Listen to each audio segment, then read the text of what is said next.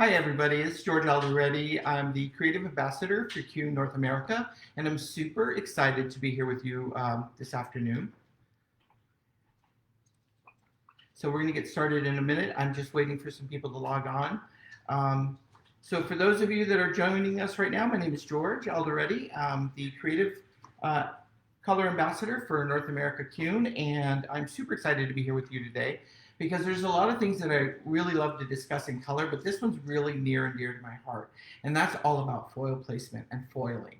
I'm in that generation of a lot of foils is going to give you the best input and the best result, but I've learned throughout the years that that's not always the case.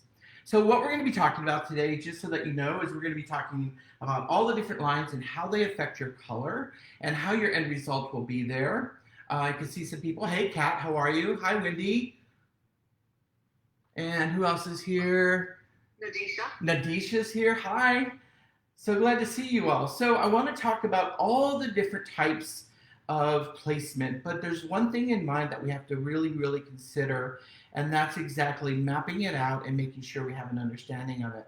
I know that the world of hand painting and freeform coloring right now is huge. It's been trending for a very long time.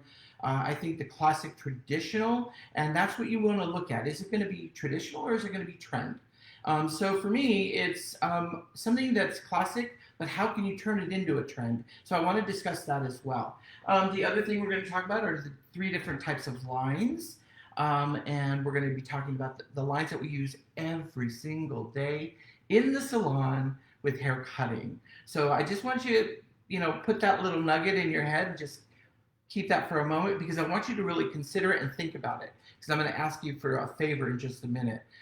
So before we go, I have different benchmarks as you can see all around me. Some of the placement has been done with foil back, some of it has been done with horizontal, some of it has been done with brick layering. And really, I want you to keep in mind, I don't particularly care how you fold your foil, whether you do it from the inside and lock it in and then go back, fold it and step in and lock it. Or if you're like me, I tend to use the top side. That's how I was taught. So it's an old habit that is very difficult to break for me. Or if you even use a board and you're painting on to get a really nice saturation and a nice clean line, that's really good. So when I first started, and I know probably some of you might have it, how many of you ended up with foils that looked like this, right? And it wasn't attractive. They were slipping, maybe even melting a little bit, getting a little bit of a hot root, and that was something that I had to really get away from. That was really, really killing me. So I really practiced, and it is a practice skill. Foiling, in whatever method that you'd like to do it, is a practice skill, so you have to practice it. So I hope that you will take all this information that I have to offer to you in the next hour. But before we start, I want to just introduce, you're going to see Bill Storkin. He's my partner. He's going to be around just handing me things and helping me. And then also you're going to hear Jessica Mills, who is our VP of Education, who's going to field all of the questions and anything that you might want to ask or even consider about foiling. Please feel free to do that. She's going to repeat the question for me so that I can be really clear on answering it because the screen is a little far away from me. I do have some head sheets back here so that you can see the placement that I've been experimenting with and playing with, and I even have a couple of formulas for you guys if you need that as well. So thank all of you for joining us today and logging on here on Facebook Live. It's really a pleasure to see that you've all jumped on really quick. So I want to ask this question, and I want you to think about it, I want you to think of the three lines that we work with in hair cutting. And what I want you to do is I would like for all of you right now, I want you to participate. It's really important that you ask questions, or if you send me an emoji, or just let me know that you're there. It's really difficult on this end, sometimes just talking to a flat screen. I am at home here in Buckhead, Atlanta, in my apartment, so right here, and it's just me, the computer, Bill, and the dogs. So if you can participate, show me an emoji, let me know that you're in, that'll be great. And here's how I want you to do it. And I want you to share this post as much as possible with anybody that you have on that. Bill's over there whispering at me, share. So I'm just letting you know, please share it with anybody that you might have on your share list. That would be really appreciated. Just push the button share down on the left-hand side of your phone. So the other thing is I want to talk about 3 lines, but I want you to participate in these lines, and I want you to send me an emoji when you think of something that is coming up. So here are the 3 lines that I want to talk about. These 3 lines that we use every single day are the lines that we use in hair cutting. And I know that we know hair cutting with a horizontal placement will always create weight, or to always create a solid shape or form, or an asymmetrical haircut or a symmetrical haircut, depending on what you're trying to achieve. Vertical is one of those lines that creates the length, it's the longer layers, it's cutting at a 90, it's cutting in all those elements that will elongate the shape. So I want you to think about that one. And then diagonal. I think diagonal is the line that we all use the most, and the reason why we use it is because it's the most forgiving, meaning that it's going to create more movement in the haircut and just free up that hair a little bit more. So now let's flip it. So let's just flip that. And when you have an answer, just say it up on the board there, comment about it. I want you to think about these 3 lines and what they will create visually for all of you with hair color. So let's think about it. What does a horizontal create in the end result of hair color? I want you to think of a vertical, the end result, with color placement, and a diagonal with color placement and what it creates. So what I'd like you to do right now is if you have an answer, or just put up a heart, and then I'll just go through it on your right side of your phone, or just kind of scroll through there. I'm going to have a little drink of water. Let me know what you're thinking, and I can scroll through that. And Jessica, if you get anybody jumping on, just let me know so that I know that they're all ready to play. Okay, cool. So, good. So here's what we're going to do. With horizontal placement, one thing that I know that it creates in a color application is solid color. Have you ever done a stack and pack of horizontals like this, and before you know it, it starts to fill it in on itself when you go into the second, and when you go into the third foil application, before you know it, you have a very solid result. That's your horizontal placement. That's the placement that you can rarely see any definition or any movement with. And that's a line that I think we habitually use all the time because that's what we know. So let me give you an example. I used to just stack and pack all of my foils horizontally. I would have 2 little sidewalks right into here that would give me that dark root, if you will, and I would leave it out because I didn't know how to connect the back into the sides. So that's one thing of thinking about it. Onto the sides, what it created when I would do horizontal placement, it would create a stronger line. So if she pulled it away from the face, you would see every serration. Back in the day, that was good. That was the way they loved to see their color. We're seeing some of that placement coming back, but I still feel like we need to go back on trend and give them more of a blend. So could we do it with another type of foiling? Absolutely. So here's what we're going to talk about. This placement over here is horizontal. Then we're going to talk about how you can create that look by just doing horizontal placement. Everything was done on a foil. Now, it was done horizontally, so it was straight across in that placement right here. So you can actually see the variations of the tones horizontally in that block of color, from the maroon to the magenta to the orange, the yellow, and a little bit more yellow on the very end. So you can see all of those colors, red and then yellow, orange, then red, then yellow, excuse me. So you're going to see all of that. And that is horizontal placement. So you could really see those blocks of color coming in that are really dominant in your placement. So that's horizontal placement. Now for diagonal, because that's the line I like to use the most, what I have right here in front of me is diagonal back. Now what I did for you is, let's go back to the vertical too. Vertical will create length. Sorry. And diagonal will create movement. Okay? These are important. The diagonal line that creates that movement, that's what we're going to use. And we could do all sorts of diagonal placements. So that's what I really want to share with you because I feel that that's going to give you the most momentum in your color. So let's talk about that. So diagonal back, what I did was I created some head sheets, and I know they're going to be difficult to see. So what I've done is you can see that we're going to start in the back. So we did diagonal back, and what I did for all of you is so that you can see them is I have some really nice little head sheets that will actually show you the placement with diagonal back placement. So starting at the top corner, back, bottom, you're going to go all the way back into that placement, and they're going to come back all the way through. Now, remembering these are the key elements that are important when you're doing your application, just the same way that you would be doing your haircut. Body position, your elevation, and your finger angle are all important variables that we do in color. Where am I standing? Am I standing in front of it? Is my foil sitting parallel on top of the other? And how am I working? Am I doing a diagonal line to soften it and to help create a little bit smoother looking color? That's absolutely what you're going to create with diagonal. So this is a diagonal back. Throughout the sides, what you're going to see is you're going to see that diagonal back, and this is really, really visual and confusing because let me tell you what happened to me. With diagonal back, what's happening is, let me give you an example. I had somebody in a class that was saying to me, well, that's diagonal forward, that's diagonal forward. And I said, no, that's diagonal back. And I couldn't understand what she was meaning by diagonal forward. Well, what happens if you take a look at throughout the sides, right here, because I'm going diagonal back away from the face, you can see that. I'm standing in front. My body position is going to be to the side, right?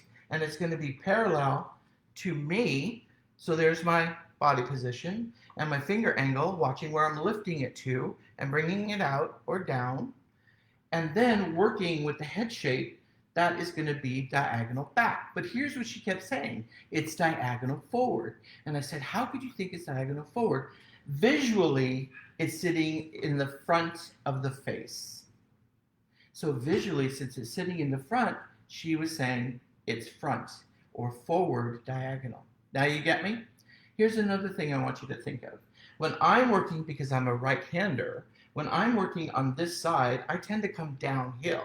So I need to watch my elevation of my elbow when I'm working with that foil placement, because if I don't and I drop it, it's going to turn into a horizontal line. If I lift it up too high, it's going to turn into a vertical line. So body position is always going to be key. So just don't forget that. Just always remember that. The other thing that you want to consider too when you're foiling is what type of sectioning or subsectioning are we going to take? Always remember this. This is something that I always think of while I'm doing it. It's just as important what you put into the foil as what you leave out. So let me repeat that. It's just as important what you leave out as what you put in. Really simple. Meaning that if your subsections are really fine in between in this hair, then you're going to get the domination of the color because it's a finer section, smaller subsection that blends with your color application. If you go in and you're applying a little bit thicker sections in your subsection, say like an inch to a half inch, your application is going to be more visible and you're going to get smaller ribbons of color and more definition of the color because you have more of the hair living in between your foils. So that's important on how you're approaching your color application. You know, there's been times when I've done foil application one after the other, so many that I lose my definition, and that's because the fear that I had inside, and I know some of you might be having this challenge in the salon, is that sometimes you want to take as little sections, or maybe, just maybe, if you follow me, you're one of these kind of foilers. So you take your section like this, right? That's my subsection. And it's itty bitty bitty. And I know that we have that old rule where if you can look through it and see it and read the newspaper, that section's perfect. Well, those doesn't apply because there's different results that the client might want. So here's what I'm going to think of. If you're one of these types of blenders where you do the little roly-poly, and and then it's okay. Is that perfect? No, it's not good enough. I got to do it again. And again, you're working in there and you're doing that little bit of a roly-poly, right? There it is. Oh, still not right. If you're one of those perfectionists, what I want you to do when you get back into your salon when you're working on a client today, because I know it's Wednesday, I want you to take that section. I want you to close your eyes, and I want you just to take it right out, and I want you to paint that. You're going to see your visible end result is going to be more definition and more impact of color with less impact of your application. So let me repeat that. You're going to have more impact of color with less work on your application. So that's really important. So just think of that and the subsections that you're creating. What I did here for you today is that I created everything in the diagonal back with no free hair in between, so you can visibly see the application. So if you look at it here, you see the top of the house, see it right in the center, right here. Here's the peak, and it goes down, and then it slims down on the other side, and you can see that right there. You want that in there because now you know that this is diagonal back, this is diagonal back, and that's how the foils are sitting. So you can see, let me just show you there. Now, as I moved up to the top, diagonal back is going to be turned, and I left a small section because when you're working on the top, it becomes very interesting. So let me just go over this and review this really quick so you can see. So we have the back of the head, diagonal back, left and right side, diagonal back, foils in the front, standing in the front or on the side front,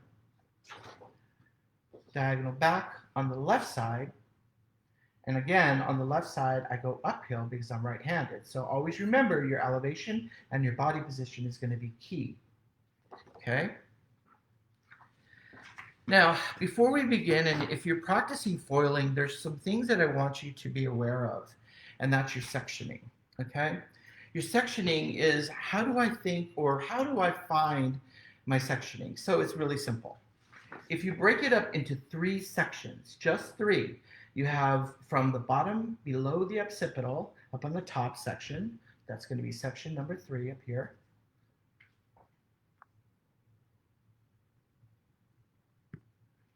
Sorry about that, said I couldn't post in groups. So you're going to have section 1, 2, and 3. And by finding that, you're going to take your comb, and where that comb rocks and lives is exactly where your sectioning is going to be. So this is going to be section number 1, that's going to be the nape. Section number 2, which is going to be your broadest section, and that's going to be through the center of the head. That's where you have the most impact of your color in your foil application. That's also where the most body of hair lives.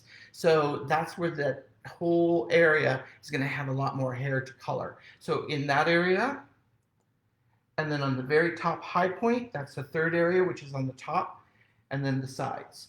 So you can see that right there. So sectioning is going to be key if you're practicing, and if you practice within your sections, you'll have a better understanding of where that line's going. Once you've practiced it and get it out of the way, then all you can do is you won't have to section it anymore. You'll automatically have a feel for it.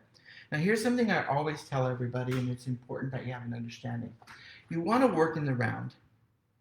So what does working in the round mean to you? Working in the round means 2 things. You're going to be working with the natural shape or the form of the head and the natural fall of her haircut. So let me repeat that. You're going to work with the form of the head shape and the natural fall of your haircut. So what is that going to do? That's going to give you the impact of color that you want by working with it, and you're not going to work so hard. And the reason why you're not going to work so hard is because your sections are going to be curved. They're going to follow the round of the head. I think we try to be so perfect and so smooth and straight that there are times that we get a hard line of demarcation, and we really are creating that hard line of demarcation. Let me give you, for instance, in the very front and in the very temple area in the front, they're always asking you to get it closer. So what we do is we said, okay, I'm going to work in the very front, and I'm going to drop it in at the hairline. That's great. That's fine. But you have to remember that that line is now so close in that demarcation area that you may have a harder line of demarcation sooner. Okay, so you want to always think about that, and I'm going to share with you those methods because there's two ways you can approach the top. So in the back, let's go for that back first. In the back, what we're going to do is we're going to work diagonally back, and we're going to work together. Okay, so these are all diagonal back, stacked. You're going to be parallel to the parting, and I tend to do two folds. Fold one, then two, and then lock it in.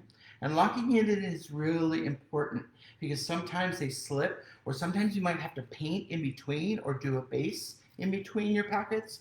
And so you want them to have that movement. So by following the curvature of the head and working in the round, what you're going to do is it's going to ease up that tension on the hair and allow you to get in there and get a softer line of demarcation, which is going to be really pleasant as it grows out. So that's important. And I think that's something that they really like us to do for them in the salon in between their visits, is that they have the color looking really, really good as they're out about shopping, or going grocery shopping, or doing whatever, making sure they're showing off your color. So how are we doing? Are there any questions so far? Jess, how are we doing, my love? We're doing great. Lots and lots of heart emojis. Nice. Thank everybody. Thumbs up emojis. So are they liking the information? Are you loving where I'm going with it? Okay, because I think it's something that we kind of just have gotten off track with. We've kind of left it aside. And I noticed that there's a lot of posts of hand painting, back combing, and balayage and foliage and all sorts of things. But when I was doing it, I couldn't believe, when I was getting my benchmarks ready, how therapeutic it is for me. And I forgot that just doing hair with foil packets and folding and listening to music was just really relaxing to me. So, and I love the way they look afterwards. The other thing I want you to consider by working with the form is you're going to see how they really hug the head shape. So you're going to see how they really do. And then what you're going to also see too is when you look at it upside down, you're going to see, can you see that? See how they all fall? So that's one good way of packing them in and making sure that they're locked. So for me, and I'm going to share with you in a minute how I like to do them, I like to work from the top to the bottom, but that's not also not necessarily true, because there's times when I've worked from the bottom up. So it just depends on who you're working on and what type of color we're doing. In through the sides, you're going to see diagonal back all the way through here, and you're going to see it here, and I'm keeping parallel to that parting. And if you notice, it's only going to be in this small vicinity. So this vicinity right here gives you a lot of impact, but we tend to not really think about it. We just kind of do it and just get it in there, maybe do it this way, maybe do diagonal forward. I see a lot of hand painting in the front coming out, and I'm going to share that with you too. So the top is really interesting to me because I like to work from behind to keep the foils away from the face, and I like to create a little bit more of what we call that money piece, or what I like to say mo money piece on top of it. And what that'll do is you're going to notice that when you're working on the top, that the foils start to cross over themselves from behind. When you're working in the front, it's completely different. So let me share with you some of those ideas that I've been talking about. So it's confusing for me sometimes because I had to practice it working from the front and going to the back. So what does that mean? So when you're working from the front, see, there's my diagonal line right here on the top, and it's diagonal back. Now, working from behind, what's happening is I'm getting a little bit more drag. So let me show you what I mean by that. So I'm going to just have the client tilt back, create a little bit more drag. You're going to pull it to the opposite end of where it lives. So corner back right, even though the section's on the left side. We're going to over direct that this way. I'm going to take my foil, and you're going to see how you can create a drag. I'm going to make sure that it's parallel to my parting.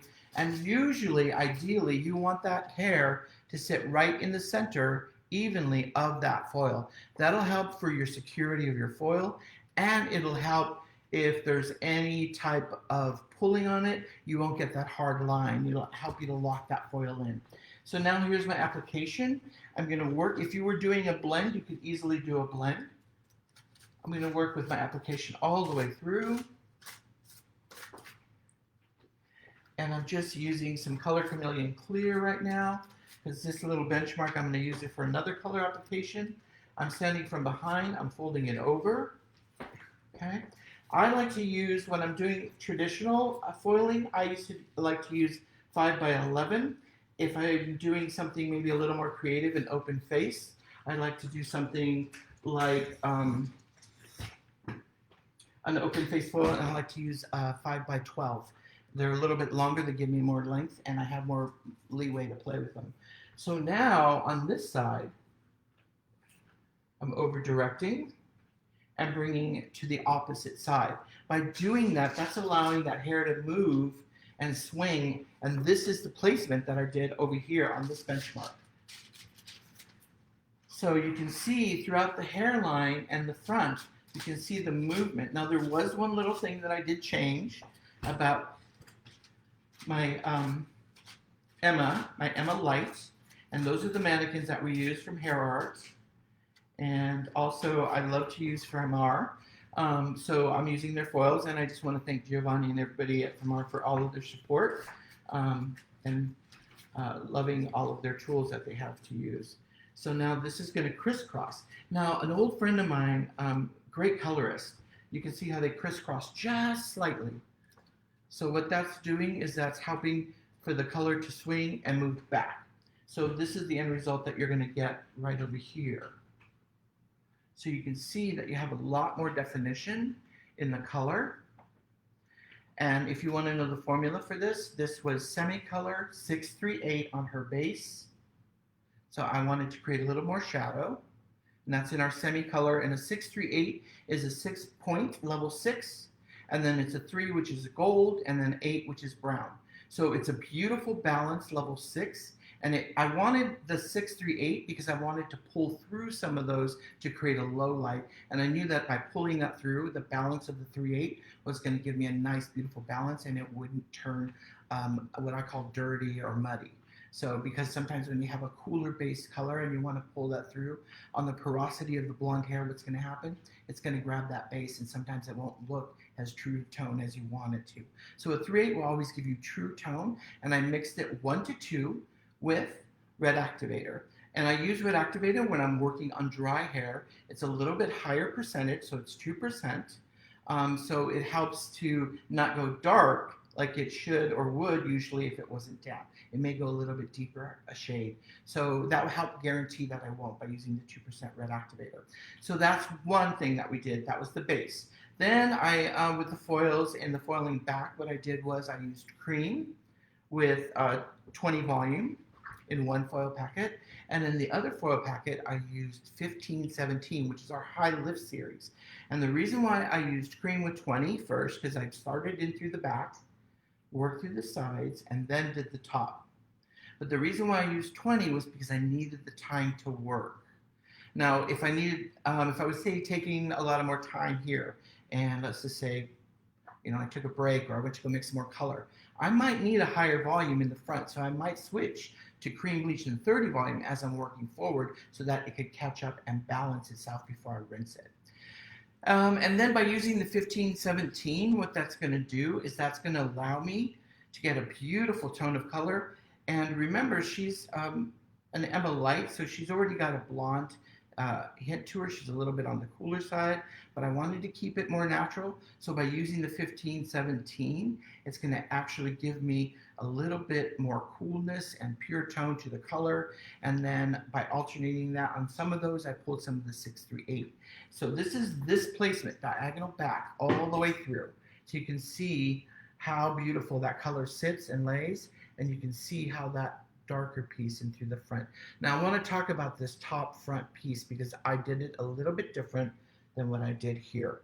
So let me share that with you really quick. Let me turn her that way so you guys can see it. So in this particular instance, when she was wearing it forward, if you're doing a back application of diagonal back and away, you're going to see that you're going to stand in the very front. So you're pulling it out opposite directions. So on the right side, you're pulling it towards the right. On the left side, you're going to pull it towards the left.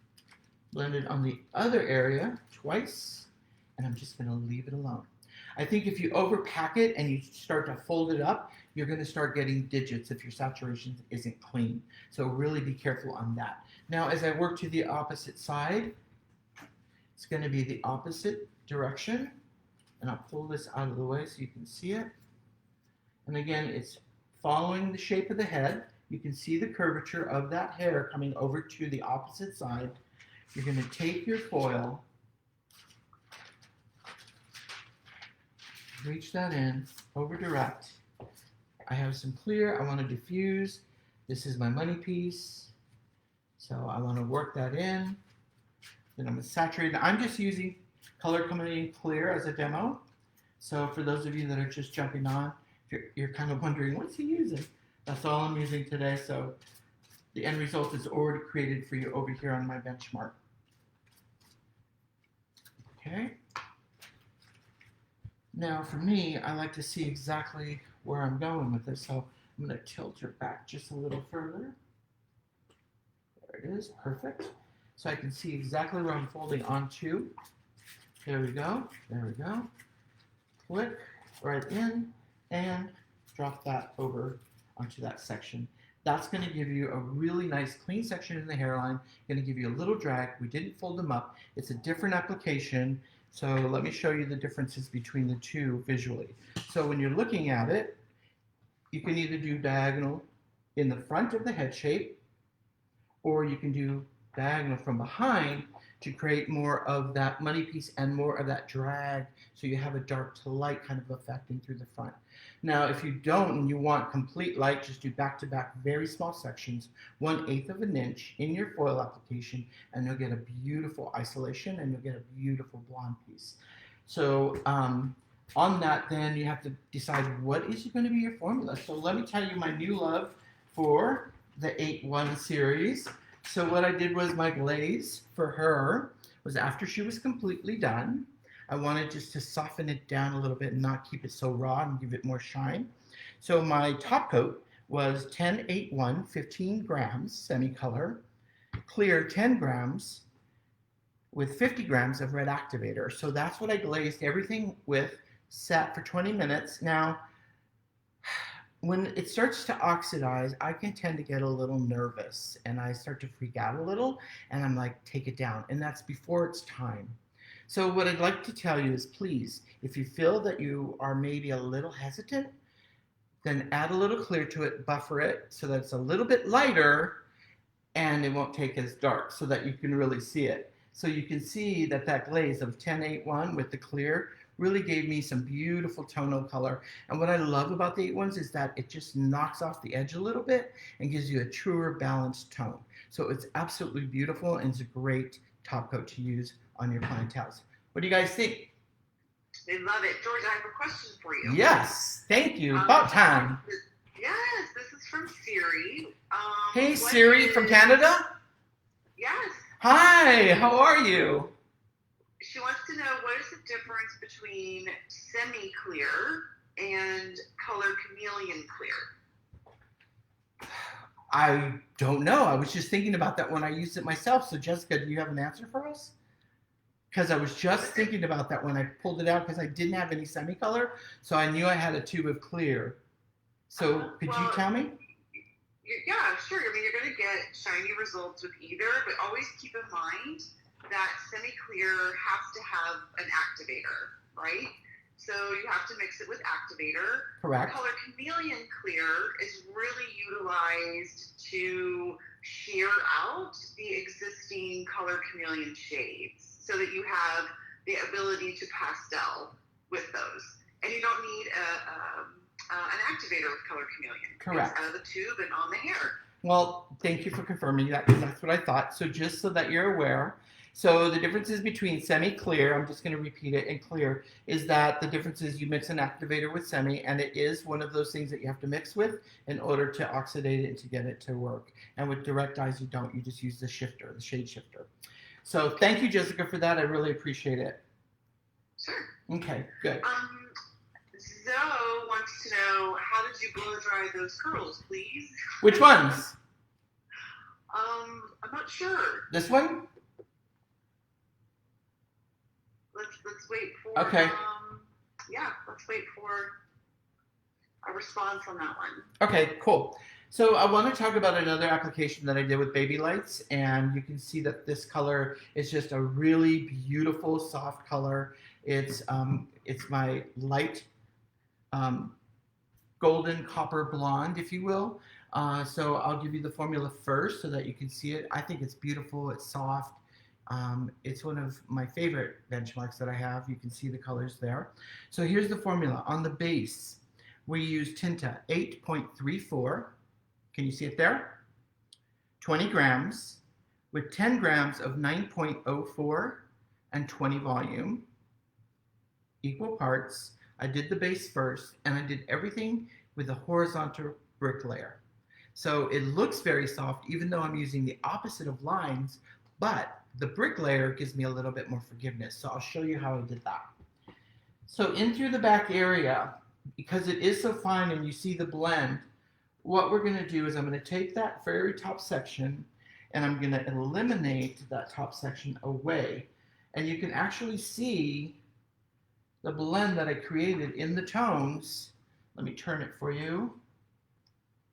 That you can see with those tones where it goes a little bit darker and then works into the top. So in this application, I did one in the middle, just like this, and it was a baby light. Okay, now this is important because I want to talk about the stitch, and the stitch is something that we always kind of forget about. So, and to me, it came to my mind when I was thinking about the tools that you use as a cutter. So you use a notching shear. So a notching shear would be a really deep stitch, right? So you're going to see that it's deeper and it's wider apart. And then if you had a blending shear, it would be more close together, softer, and give you more blend, and it would be considered maybe a baby light. So there it is there, right? So then I had to think, well, do I want to work on the inside or the outside of the section? So I wanted these formulas to pop, and how I wanted to do that was this way. So in the first foil application, I did 9.04, 30 grams with 2 grams of 033 and 30 volume. The second foil pattern is I just flipped the base color to 10 grams of 834, 20 grams of 9.04 and 30 volume. And that's my section. Now I had to decide whether I want to go on the inside of my section, which is what I've done, to create the darker of the two colors. So we're going to work it this way. So you can see it. There it is. And I'm working on the inside of the section because I want the color to sit inside. That's going to be my first foil. So I bet you're wondering, what's the difference between outside and inside? So here it is. Take a look. Outside is working from the outside of your section, and you're going to notice that your section is wider. You have a lot more to color, a lot wider range of color in the application. When I'm working on the inside of my section, I'm dropping out the outside and working on the interior of the section. Therefore, I'm getting a smaller or more narrow section that's going to live within the next section that I apply my color with my foil. So that's what happens when you do the inside or the outside of your stitch, and it's really key to remember that. So how much color impact? And I think that's where we make the mistake with low lighting, because we always work on the outside. So then she says to you, wow, it looks so dark, because she's seeing visibly a lot more color in the dark. So I'm going to work on the interior. This is going to be my first color, and I'm going to do a horizontal line straight across, right? So there it is there. I'm going to do a brick layer. Sorry, she's moving. Do a brick layer of color. She's slipping a little bit, so we're just going to slip that in there. Fold that over. And this is going to be my first section. Now, because I'm alternating my colors, I want to remember where I'm at, so I'm just going to give that little bit of a fold, and that's going to tell me that this is the darker of my two colors. So this is locked. The other thing that I'm going to do on my brick layer is I'm going to lock it a little bit different by adding a little bit of a butterfly lock. So what does that do? Beth Bernardi taught me this years ago.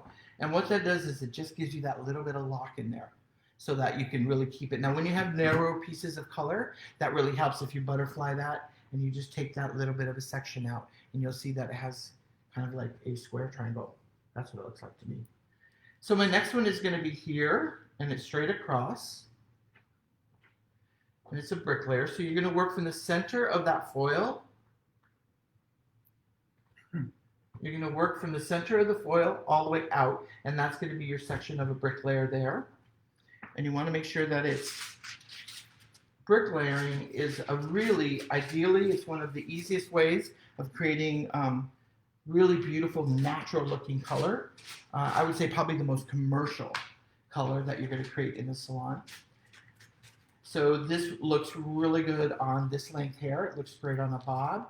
It looks great on shorter lengths of hair. So it's perfect to work with, especially on the top when you're working with that and you want to create a shift of color. So George, can we make sure Zoe responded back? She wanted some styling tips on how you did the one that you just did the base color on. This one? The curled one. Maybe before you end today. Sure, I can do that right now. Some tips on that. So there's my brick layer. It's two on the sides, two on the sides, and one in the middle. And again, I'm just folding over that little end, so I know that's the darker of the two colors. I didn't use colored foils. I could have, but I didn't. So if you're not, and you don't have that luxury of using different colors, then just fold it over and that'll always keep you on track as far as where you're doing your dark and your light. So that's really key and important. And you can see how fine that blend is in those colors. You can see how really soft those colors are in the mannequin. So it's just really good. And what I love the most about it is when you're working towards the back, it just gives you a softer blend, but you can see the dark coming through. That's the base color. So if you really, really broke that up a little bit, maybe with a razor, some blending shears, and you wanted more layers, that would give you more texture and movement in that color, so you could see it there as I'm raking my fingers through. Or you could actually go in and channel cut some of that too. So I want to thank, I think this was cut by, I don't know, I think Leah maybe have cut it for me in our color class. So we were working together and I think she just cut me a bob really quick. So let me give you those styling tips before I go to the next one really fast. We used Absolute Mousse with her first at her base, blew it out, and then I took my iron. I used Soft Set, and what I did was I just curled it this way, wrapped it around, and then what I did when I released it was I twirled it, and that's the kind, and dragged it out on the end so it's not too curly, and that's exactly how it ends up with this beautiful kind of a beach wave. And you really want to drop it where you want that little bit of a curtain, where you want your curtain fringe to kind of curtain into it, because right now that's really huge. So you want that to, where that drape is, where that curve is, that's where you want to bend your iron and then start curling it and then drop it out, twirl and drop out. I hope that helped. So pretty. Thank you. I styled them all myself. All right, so the next one. This is my favorite, diagonal back. No, excuse me, diagonal forward. Can you hand me that one, please, Bill? So you may have seen this before. It was an open application, but it was all diagonal forward application. I wanted that movement to be in there forward, so I did all diagonals this way towards the front. So when you look at it here, you can see that all the diagonals in the back are moving that way, towards the front of the face, towards the front, towards the front. So this is side by side in the back. You have two sections that you're going to deal with. And then what I did was, this was actually Color Chameleon. And then in the fringe, I did it a little bit different, keeping in that pie section, and I over-directed from the part over into the other side so that I could have a little bit more definition of my color. So let me get over to that. I hope you liked that one. So now in diagonal forward, the difference in the placement is that basically you're working from the sides. So you're working in a forward movement, and now you're going to stand from behind and do your application from behind the ear versus in front of the hair on the hairline for diagonal back. So that would be the main difference in doing that application. Forward, sorry. And then diagonal forward is that they're going to sit differently away from the face, so you can see that's where they are there. Okay, and I'm going to share with you that application really quick. So again, standing from behind, taking my sections. How are we doing on time, kiddo? I got 10 minutes. Shush, I don't have enough time. I need more time. Don't we always say that? Great information. Huh? So much great information. Oh, thank you. It's just, I love doing foiling, and I didn't realize, how much open face I had been doing lately. And when I was in the salon, I was in Barron's salon, just hanging out with David, talking about photo shoots and stuff the other day, and I was watching people, and I was like, I think I want to do more foiling. So that's why I wanted to share all this information with all of you today. So thank you very much for listening in. I hope it's interesting, and I hope that it'll help you in any way that I can. So there's that next section there. I'm going to go to the other side. On this side, I'm working downhill. I'm crossing it over and back. So if it's easier for you to see, this is it right here. And let me take her and move her this way. I tend to move the mannequin stand instead of the mannequin. So, just an old habit. It's like having your chair when you're pumping it, you move her around, you just swing her around. So, I'm going to show you how this looks. So, you can see the curvature of that foil, how it's spilling over. That means that I'm working in the round, I'm following the form of the head, and I'm going to follow the natural fall of the haircut. So that's really important. So you know that that foil is right on point. And we're going to work my color all the way through.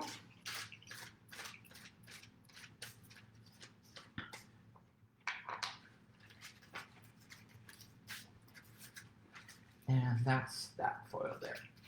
And then in the front, again, if you were doing back, it would be on this side here.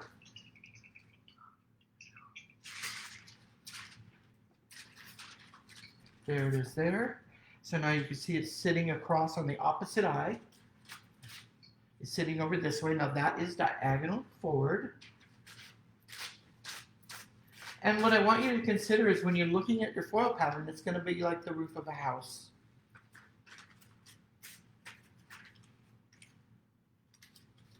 All right, so that's that one, and then I'll do this one, and you're going to see how they kind of crisscross over.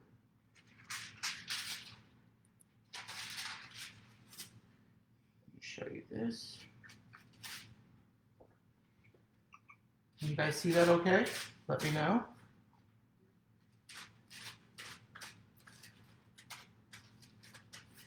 Okay. Great. Awesome. So see how it falls over in itself? So that's really the reflection of the foils. You can see how they're falling over onto each other here. So it's completely different in the way it feels and in the way you're approaching your application when you're doing forward application on the very top in the front. And then it's completely different in the back if you pull it away from the face. So just remember those few tips. I hope that helps you. And then I want to show you just the big finish here. What happens if we do both or all three? Diagonal back on the sides will be so diagonal forward. So this is the back right here. So this would be my section on the very top. This would be diagonal back. This would be diagonal back. That's the way the back would be done. In through the sides, though, it's a little bit different. So I want to share with you that application. I'll turn her in just a second. Bill's cued me to turn her so you guys can see it, but I'm just doing the quick application. Let me just tighten her up. Okay, got it. Now,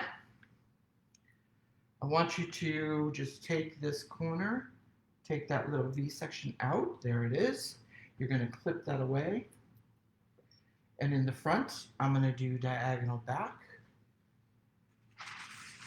Why is that back? Bill just asked me why is that back. It's back because if you put something right here and it rolls, it's going to roll back even though it's sitting in the front. So that's great. Great question, Bill. Does this application allow you to get close to the base as possible? Absolutely. Here's what I would tell you about getting as close to the base. That's the question. How close can you get to the base? You can get really close. But when you're working in a hairline, I want you to consider one thing. Where the hair lives and where it's going to go. So now it's locked. There it is. It's not going to move. And I tend to work on the top, so let me just complete that thought a little bit. When you're working in the very front hairline, I'm going to move to the front hairline so you can see, whoever asks me that question, this is key. You're going to drop that section. This is diagonal back. You see that, Jess? Okay. Now, I'm going to take a really fine section into that hairline, and then I'm going to drop that hair out. See that hair that's in between? This is going to be her natural hair. This is going to blend into that. Sometimes we will do this front piece first, and what happens, you can create a hard line of demarcation. Okay, so that's diagonal back in a way. Did that help answering the question? Yeah. Okay, good. They're asking that next time I give you 2 hours, though. Oh, great. I have more stuff I can teach you guys. Maybe we can do just a foil, fundamentals of foil placement. So let's just see that. That's there. Now, because of the shape that I took, that geometric shape, that little V, now I work from behind, and now guess what happens? Now this is diagonal forward. So I'm going to just put this foil in really quick for you. And then what I'm going to do in the middle of that V is we're going to do all horizontal. And I'm going to turn it around so you can see it. There it is on the opposite side. Let me turn her this way, forgive me. So if you can't see, I'm just trying to fold it.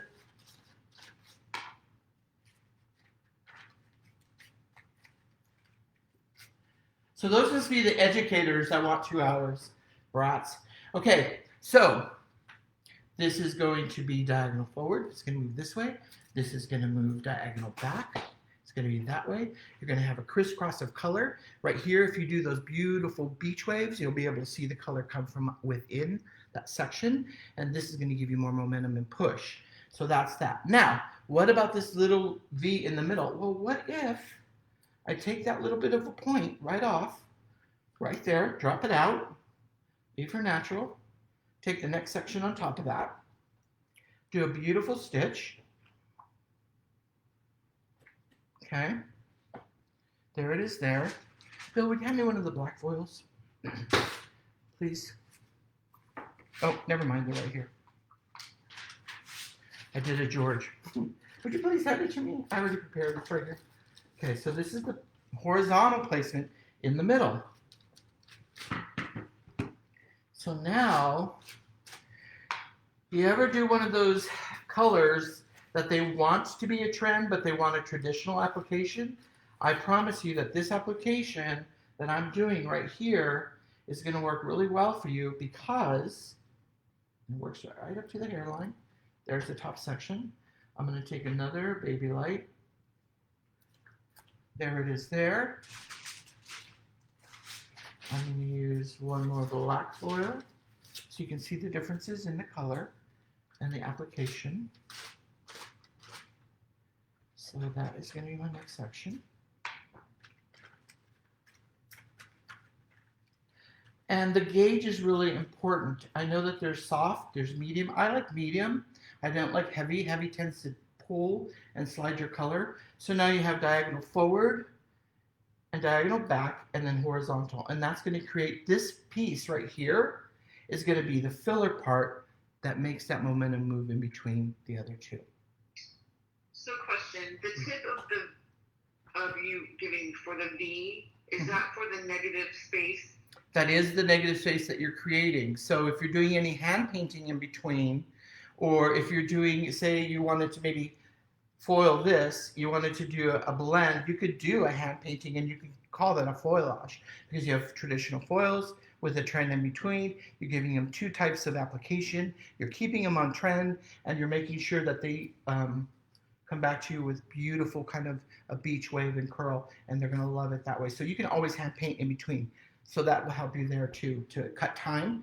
And now what you're going to do is you're going to have a beautiful color. So you don't just have a dark root or shadow. You have a little bit of a variation of color, and then to the lighter ends and the pieces on the ends. That help? Yes.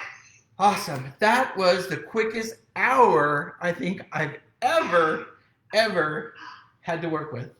I hope you guys enjoyed it. Hold on, as you're signing off, can you show the finished diagonal back real quick? Someone asked earlier, but you were in it. Yeah. This is it. And then you can just kind of hold her, please.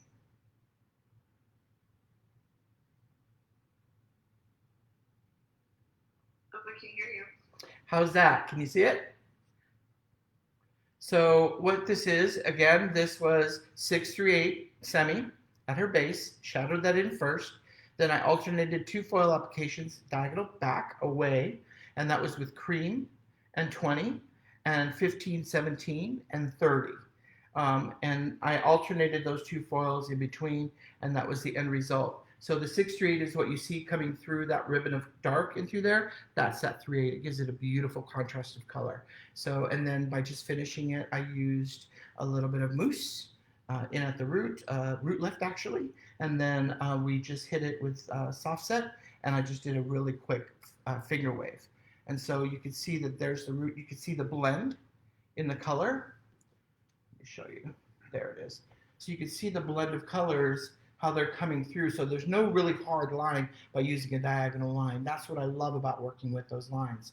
So just to remember, fundamentals of form, diagonal back, diagonal forward, what they create for you. Baby lights with this formulation, just to create a beautiful, beautiful soft color on color variation, especially when you're working with a traditional color client. I think this is a great application for them.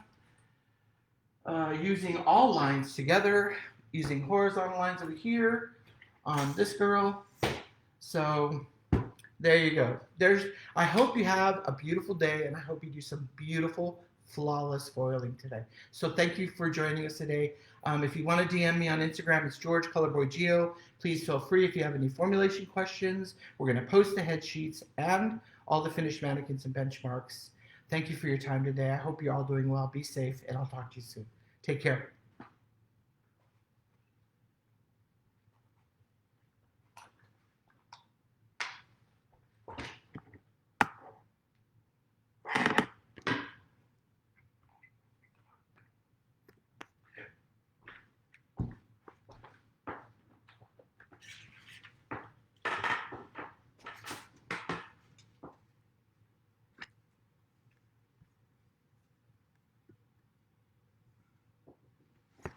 Hey, Jess? Okay.